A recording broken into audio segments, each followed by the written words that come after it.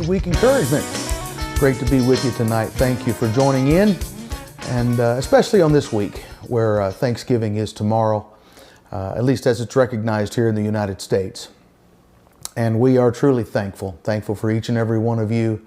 Thankful to have a tremendous church body and some great things happening at the Pentecostals of Salt Lake. So we're so excited about what God is doing, and excited for each and every one of you that is able to attend and come and be a part of all that.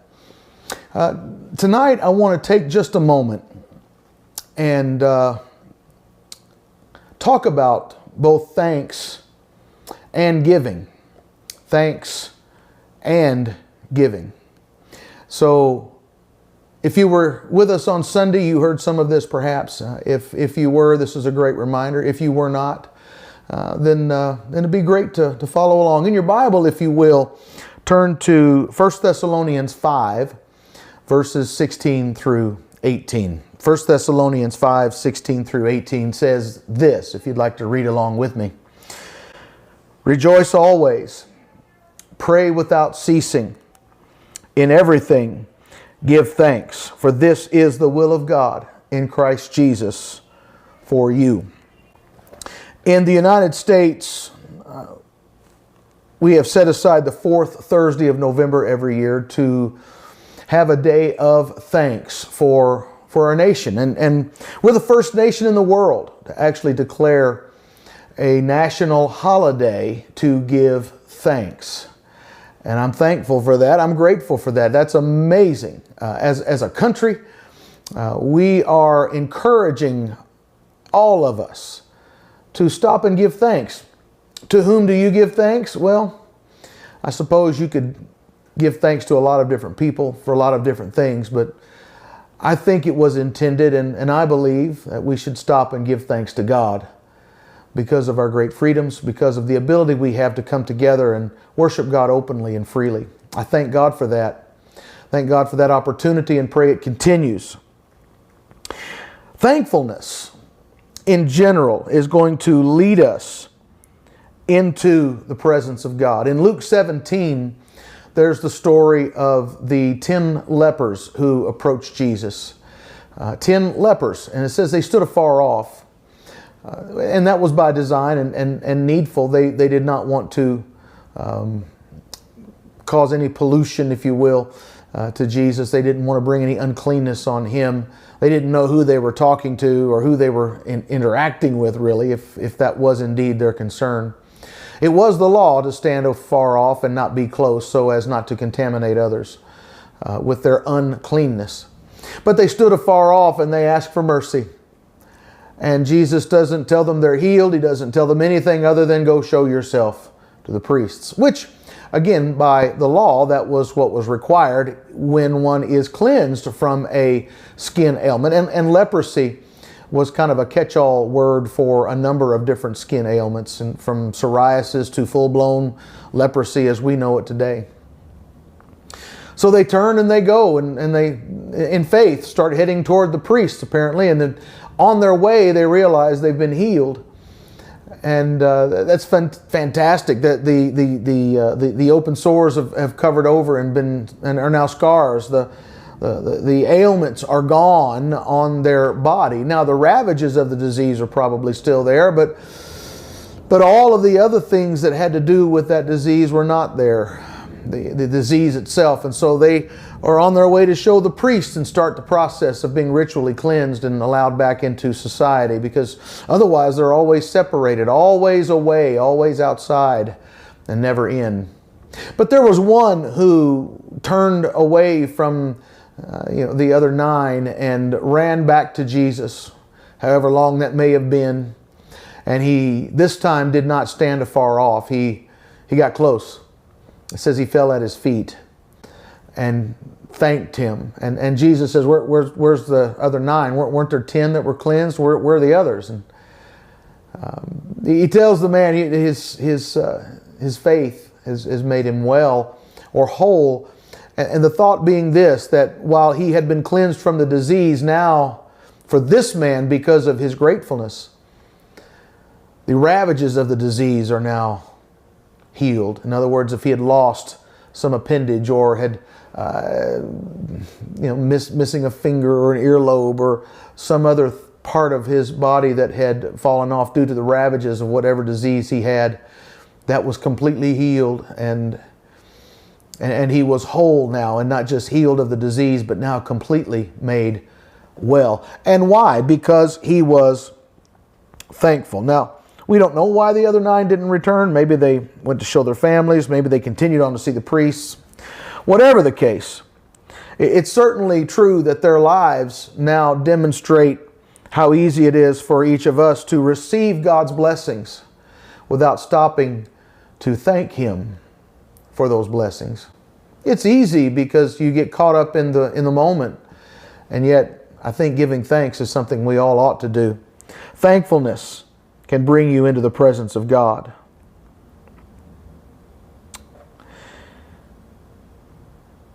We need to develop a lifestyle of thankfulness. Not just thanking Him on Sundays when we come together, or thanking Him on occasion, but really it ought to be a lifestyle for us to regularly thank God for so many things. He's done so much for us. You know that. I know that. And in spite of us knowing that, sometimes it's difficult. Difficult may not be the right word. Sometimes it is easy to forget to stop and thank Him for all of the many, many, many blessings. In spite of hardships, in spite of economy we're struggling with, in spite of whatever circumstance you may be dealing with, He's still good. He's always good. And it never hurts to stop, to pause, and give Him thanks. Thankfulness ought to be a part of our regular daily living. It's like the psalmist said in Psalm 9. He said, "I will give thanks to the Lord with my whole heart. I will recount all of your wonderful deeds." Give thanks to the Lord always, Paul said.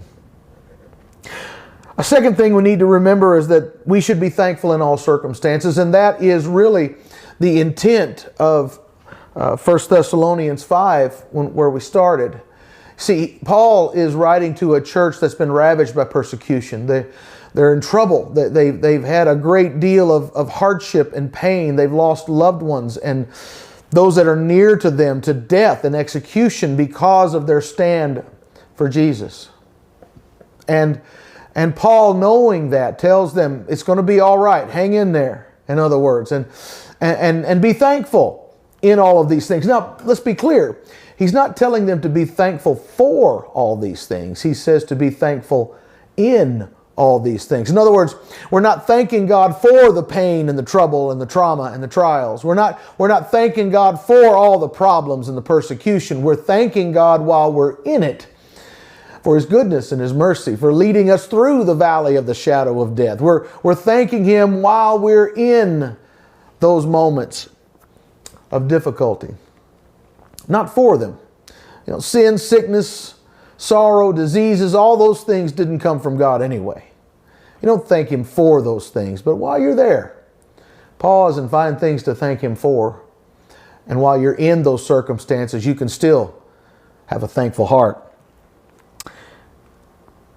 Sometimes it's been known of believers of Jesus, especially newer believers, that they think in any way that somehow God, when you come to Him, He's going to erase all your problems. He's going to fix all your circumstances. He's going to create peace and harmony in your family. He's going to expunge your court records. He's going to erase that traffic ticket, or whatever it may be. We somehow seem to believe that once we come to Jesus, that everything's going to be made better in our lives, and yet that's really not the way things work. That's why He said to be thankful in all things. Because honestly, you've been sowing bad, wicked, evil seed in your life for quite some time. And when you first come to the Lord, there's still some crops that have to come up. However, if you will stay with it, if you will not be weary in well-doing and continue to sow good seed, eventually all of those old crops are taken care of, and the reaping has been done, and you begin to reap the benefit, the harvest of the goodness of God. You begin to show the fruit of the Spirit. You show that the natural outflow of being filled with and walking in His Spirit. And when you're like that, you can certainly give thanks in everything. Perhaps it's not a coincidence that Thanksgiving, at least for us, falls in the autumn time of the year when everything's winding up, the time of harvest, when it appears things are beginning to die, if you will. Leaves falling from trees and garden plants drying up or freezing up, things coming to an end, a season ending, and all the smells and the delight of the harvest and counting the bounty that God has blessed us with. All those things happen, but it's right before everything does seem to go dormant. And in the wintertime, things are quite dormant. There's no flowers per se, unless it's a special kind of winter flower, and there are a few of those. But the spring flowers are gone.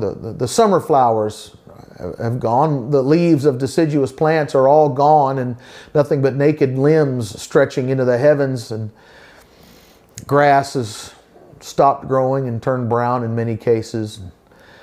It's cold, it's frigid, it feels dead around us. But God has a way of taking the bad and making good out of it. And He can take the dormant and bring in a resurrection, if you will.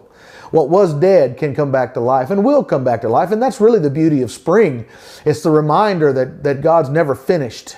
He's always on a journey. He's always working with you, preparing you, helping you. And even in the dormant times, even in the times where it feels like everything's upside down and wrong, those are just times that God is forming your character and helping you and strengthening you and giving you what you need for the coming seasons in the future. He's helping you. He cares more about your character than your comfort.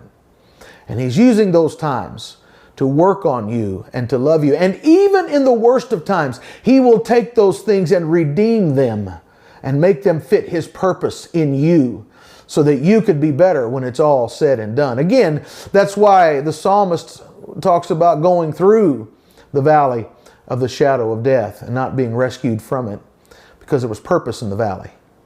There's always purpose. And because of that, we can be thankful to God, because nothing is ever wasted. He never wastes a trial or a problem or a circumstance. He never wastes the dormant seasons in your life. He loves you. He loves you very much. And He's for you. He's on your side. He cares about you. Finally, it's important to remember that our thankfulness helps us pour out generosity. There's an account in Exodus 35 where Moses had been given the instructions on building the tabernacle. You may remember the tent in the wilderness that they used. It was walls made of skins and a building on one end inside of those walls, rectangular in shape with an outer court and then an inner area. The outer court was the holy place, and the inner court was the Holy of Holies, and it was where the Ark of the Covenant would dwell, and the Spirit of God would come and move on the people and speak to them from that place. It was where sacrifices were offered and the blood was applied. It was the place that God chose to put His name, the tabernacle. It wasn't going to just spring out of nothing. The people had to get involved in the process. And so Moses sends speaks to them. He asks them to bring an offering. Everybody who is of a willing heart, he says, bring an offering. And he talks about all the different things that the tabernacle was going to need and lays it out on the people. And then a chapter later in Exodus 36, we read where Moses has to tell them, stop bringing stuff. Stop bringing all these things. Why? Because they had brought so much. In fact, the next verse says that they brought too much. They brought more than enough. Why? Because these were people who were thankful to God for all He had done. He had brought them out of Egypt. He had crossed made a way in the Red Sea where there was no way. He had provided manna in the wilderness and water out of rocks. He had regularly taken care of them over and over. And these were a thankful people. And out of the abundance of their thankfulness for all that God had done and was doing and would continue to do, they simply poured out their generosity, willingly bringing all that needed and more than enough. Oh, that we could catch that vision and understand you can never, ever outgive God. Sometimes we get caught up in the percentages and the various things of paying tithes, and I'm not against it. You know that. It's important, but there's a heart to this that we need to remember. There's a heart, a willingness to give makes a huge difference. Your motivation as to why you're giving. Why do you give? Do you give because you're thankful? Do you give because it's a duty, because you have to?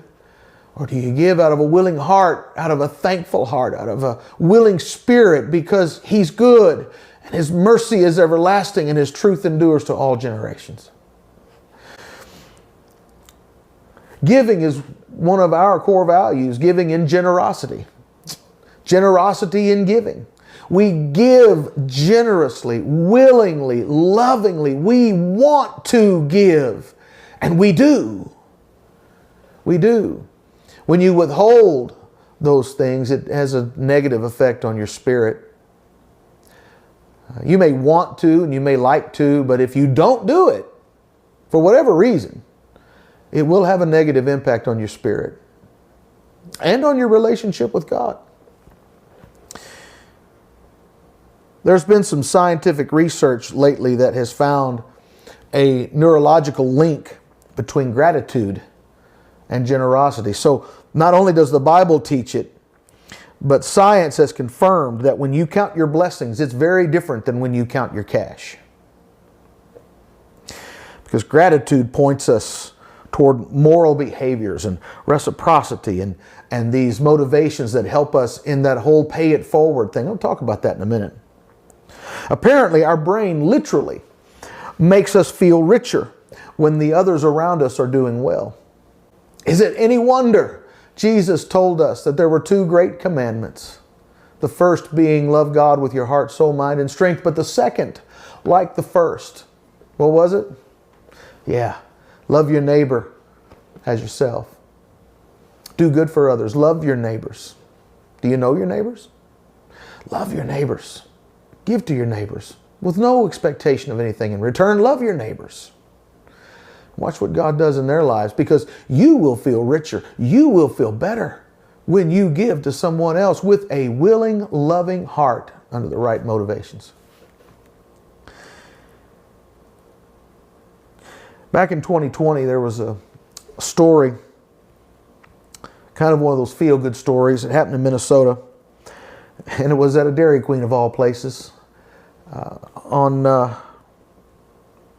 one particular day, a customer in the Dairy Queen drive-thru in December of 2020 asked if they could pay not only for their order, but for the order of the person behind them.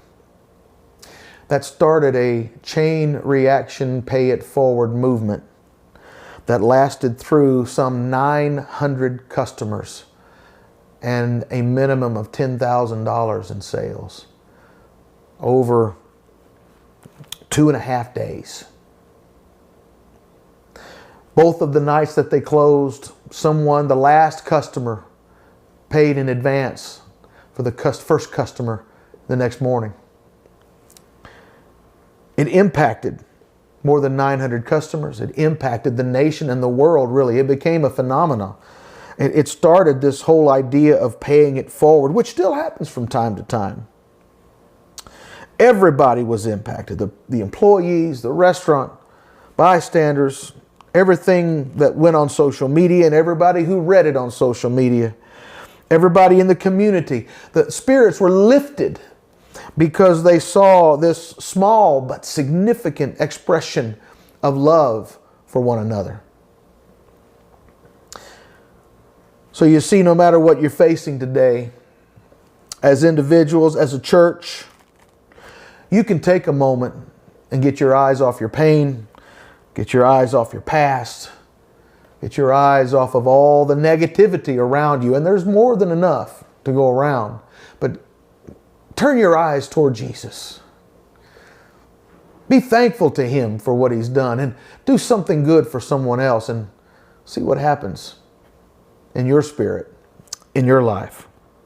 What a gift. God has actually wired us.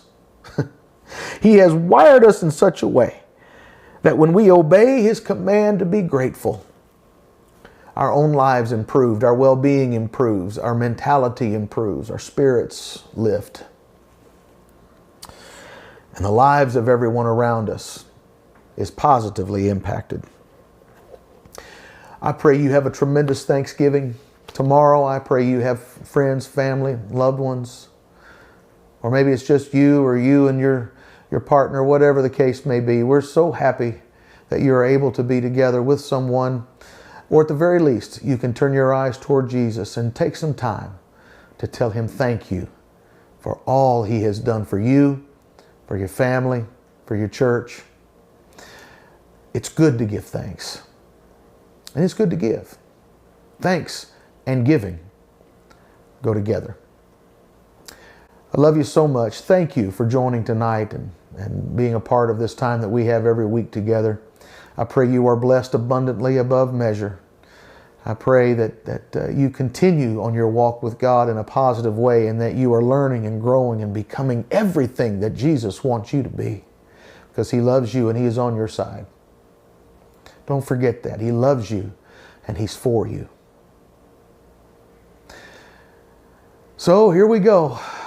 Thank you so much for joining tonight. Thank you for being a part of all of these evenings that we are together, whether you're watching it live or it's archived. And what I'd love you to do at this point, as I say every evening that we're together, please love God with your heart, soul, mind, and strength. Love your neighbor as yourself. Fast, pray, give generously. And now you go and make a disciple.